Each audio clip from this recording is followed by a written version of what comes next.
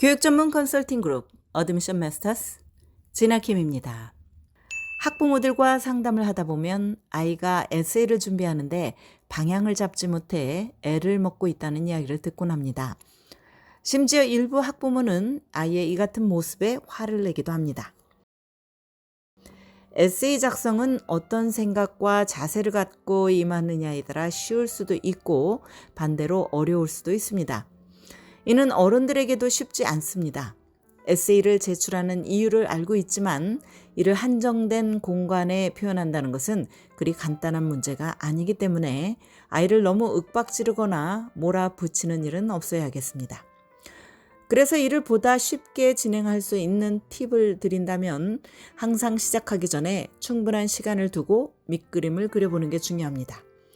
학생들이 에세이를 작성하는 과정에서 가장 혼란스러워하고 진행이 되지 않는 가장 큰 이유는 바로 에세이의 제출의 의미를 잘못 생각하고 있어서입니다. 많은 학생들이 에세이를 작성하면서 대학의 눈치를 보는 우를 범하곤 합니다.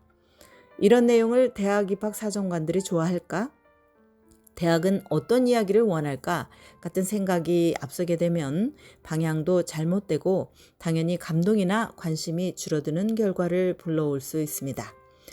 에세이를 흔히 personal statement이라고 부르는데 이는 곧 자신이 대학에 들려주고 싶은 자신의 이야기를 글에 담으라는 것이지 대학이 원하는 이야기를 만들어내라는 게 아닙니다.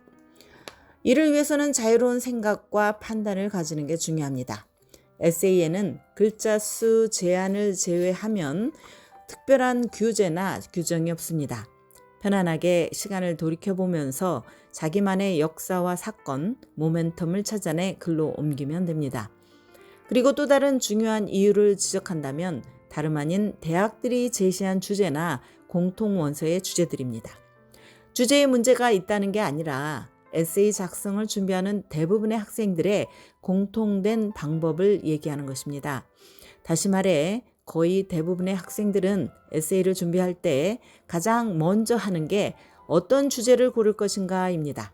그리고 난 뒤 그에 맞는 글을 작성해 가기 시작합니다. 이런 말씀을 드리면 너무나 당연한 과정이 아니냐고 반문하는 분들이 있겠지만 이런 방식으로 하다 보면 그 질문에 맞춰 대답하려는 방향으로 글이 전개될 가능성이 높아집니다. 이는 곧 자신이 실제 가지고 있는 사고의 능력이나 인성, 특성, 성격, 잠재성 등을 제대로 보여주지 못하는 결과를 불러올 수 있습니다. 때문에 아직 시간이 있는 만큼 주제들은 덮어두고 자신의 지난 시간을 돌이켜보며 가장 가치 있고 의미 있는 일들을 골라 자유롭게 글을 만들어가기 바랍니다. 그것이 완성이 되면 그 다음에는 약간의 수정과 보완을 통해 완성품을 만들어낼 수 있습니다. 왜냐하면 주제들의 내용은 저마다 다르지만 결론은 Who am I? 이기 때문입니다. 그리고 하나 더 말씀드린다면 고등학생, 이제 고작 18세 정도의 사람이 쓰는 에세이입니다. 그 나이에 맞는 내용, 어휘, 표현이면 됩니다. 고차원적인 글이나 수준 높은 문체를 필요로 하지 않는다는 것입니다. 마음을 편하게 먹고 지금까지의 삶에서 의미 있었던 일을 찾아보기 바랍니다. 지금까지 교육 전문 컨설팅 그룹 어드미션 마스터스 진아킴이었습니다.